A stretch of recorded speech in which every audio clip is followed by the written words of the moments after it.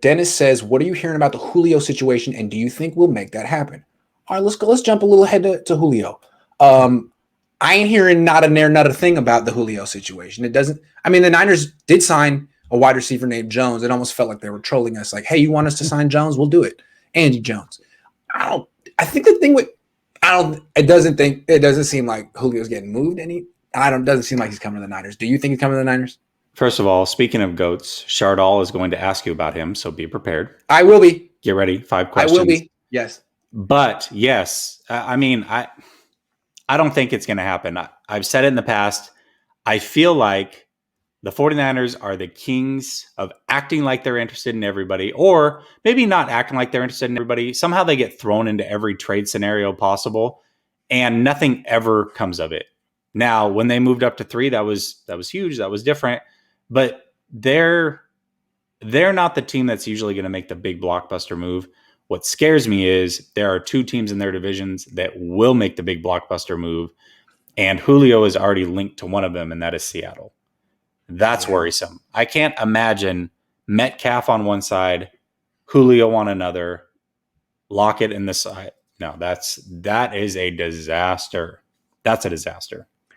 Yeah, I just don't see how the Seahawks can make it happen.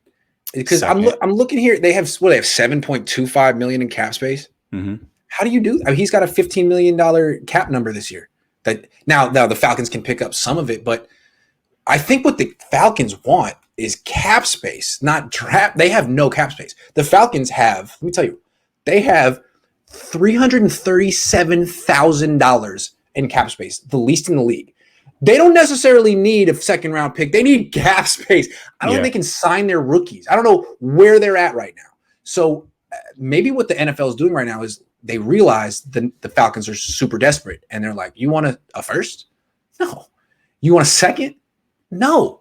You're going to take whatever you can get because you're trying to move a contract. Yeah. So maybe they're just going to wait them out.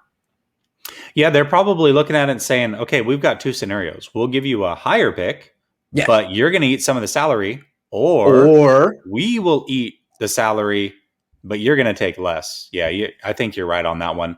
And I think that's what's going to be more what Atlanta wants. All right, we got to move this contract. Yeah, we'll take a 4th.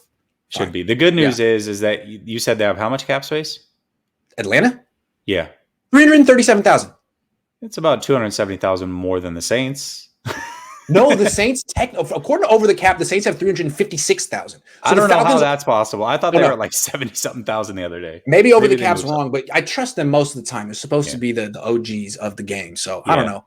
So I mean, if Seattle gets them, it's all bad. If the Rams get them, it's all bad. And if the Cardinals get them, it's all bad. But just for the record, let's see. The Seahawks have $7.2 million in cap space.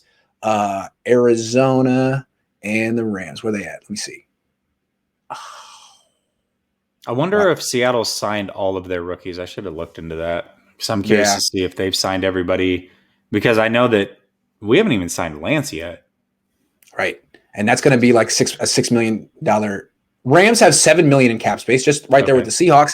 Okay. Cardinals, where are you? Cardinals at 13.5. So maybe the Cardinals. They already got AJ Green though. I'm thinking he's going to go to the AFC. But if he ends up in the NFC West and it's not on the Niners, terrible. That's the worst case scenario. If he goes anywhere but the NFC West, I'm good with it. I'm fine with it. But if he ends up on one of those teams, that's I don't want to trade for a player just to stop him from going to an in-division rival, but you might want to consider this one. Grant, about to start a civil war on the defense. Team Jimmy Ward versus Team Eric Armstead. Maybe I can get Eric Armstead on my side. I'll start giving Eric Armstead a little love. That's exactly how I feel about the 49ers. Why do they do that? Sorry, that was like a cool 2 minutes ago, so I don't know. But I hear you. What we're talking about. What would be your potential this season is over event at this offseason, specifically, please? Oh, you know what? I think he might have been talking about when I said the 49ers act as if they're in on everything but never trade for anybody. Oh, yeah. Maybe he was talking about that. Maybe that's the John Lynch thing. Yeah. It's kind of been their potential thing. This season is over event, this offseason specifically, please. Verrett going down? Yeah, Verrett. I mean, it would have to be a huge injury. Verrett, Bosa again. Bosa would be the one because not only is the season over, but let's listen, the career might be over as a 49er goes if he has another serious injury.